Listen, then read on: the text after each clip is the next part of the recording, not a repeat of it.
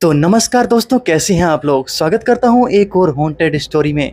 यह कोई काल्पनिक कहानी या फिल्म की कहानी नहीं है, बल्कि आंखों देखा सच है। मैं कंपनी की ओर से पिकनिक पर गया हुआ था। पिकनिक शहर के बाहर एक रेस्टोरेंट में थी। पहले कंपनी के लोगों ने क्रिकेट और अन्य खेल खेले, उसके बाद रेस्टोरेंट में ही बने वाटर पार्क में चले गए। वहाँ केवल कुछ लोगों को ही तैरना आता था।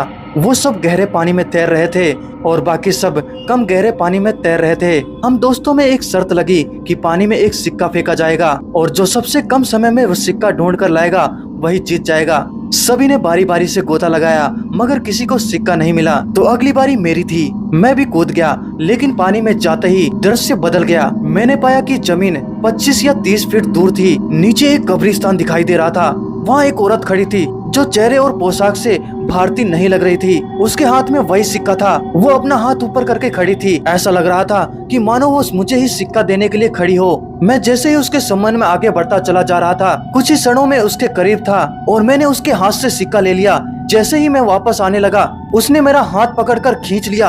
अब उसका और मेरा चेहरा आमने सामने था। एक ही पल में उसका चेहरा बदल गया और एक भयानक रूप ले लिया। उसकी आंखों में खून निकल रहा था और उसके चेहरे पर एक भयानक सी मुस्कान थी। मेरे डरने की कोई सीमा नहीं थी। मैं डर के मारे कांप रहा था। मैंने झटके से अपना हाथ छुड़ाया। हाथ छुड़ाते ही कब्रिस्तान और महिला दोनों गायब हो गए और मैं अपने आप को पूल में पाया। मुझे लगा जैसे कि मैं किसी सपने में गया हूँ। मैं जल्दी से पानी से बाहर आ गया और दूर जाकर बैठ गया। मेरी सांसें फूल रही थी और मैं जोर जोर से खांस रहा था। मेरे दोस्त मेरी मदद करने लगे। थोड़ी देर में सामान्य हो चुका था। हर कोई पूछ रहा था कि क्या हुआ।